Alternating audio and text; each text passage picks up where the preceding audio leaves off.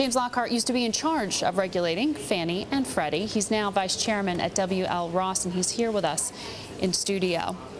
It's a sobering number to hear 1 in every 7 mortgages is delinquent in this country right now.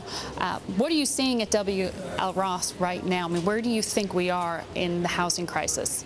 Well, the mortgage market is not through the problem. We're bumping along the bottom still. I was hoping by now we'd start to see more of an upswing.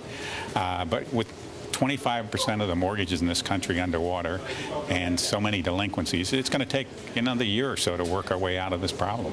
There are those out there who are raising red flags, particularly at Amherst Securities. They've done tremendous research into the question out there about second liens here, warning that not enough is being done by government programs to stop those second loans from becoming another crisis that's going to weigh not only on bank balance sheets, but also send more homes into government ownership.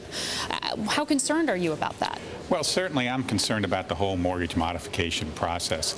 I worked on it when I was in the administration, and they've been putting a lot of effort behind it, but seconds have made it very hard to modify those first mortgages. And so I know the Obama administration has quite a few programs trying to work on the seconds issue, but it's tough. They're actually concentrated in the major banks, and it's really up to the major banks to try to rework those. And they have now signed on, and I'm hopeful we'll make some progress. Do you view those, though, as a ticking time bomb, and do you think the HAMP program's doing enough to alleviate those concerns? Well, the HAMP program's making progress. It was a slow start. People were reluctant to provide the information as needed. We actually own a mortgage servicing company, American Home Mortgage Servicing, with almost 500,000 mortgages. And we found it very hard to get started. Now we're getting some very significant traction now. We're starting to modify many thousands every month. Okay. Mortgage securities were the biggest cause of investor losses in 07 and in 08.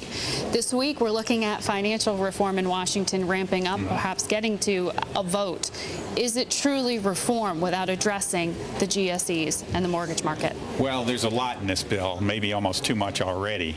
And I'm afraid if they had tried to address Fannie and Freddie at this time, they would have made a mismatch of it. I mean, one of the big problems with Fannie and Freddie was the Congress allowed them to leverage themselves 100 to 1. And it took them so many years to fix it. I think we need to start working very seriously on fixing Fannie and Freddie. I think we need to figure out what we want the mortgage market to look like in the U.S. and how to structure it. And I'm hopefully we can do that in the private sector, not in the government sector. I want to bring up a quote from an editorial that you penned in National Mortgage when you said that from the fall of 2007 to the conservative ships, you were walking a tightrope with no safety net, and you highlighted that the GSE structure was flawed because it allowed the companies to be so politically strong that they could choose to basically avoid adapting in the best way forward. That's unfortunately true. That was what happened. They were very politically strong, and they made a very major mistake in my mind of not helping support legislation, because that might have saved them. Instead, they kept fighting it almost to the very end. So it wasn't necessarily that the high percentage of mortgages that they held on to. You said the structure in and of itself was a problem. That was a problem, and one of the key things about the structure is they had to hold so little capital. You know, a bank today now has about 10% capital, and they only had to hold about 1% capital. And when you're sitting on $5.5 trillion in mortgages, at some point in this kind of market, there was no way that they were going to escape serious blow-up. All right.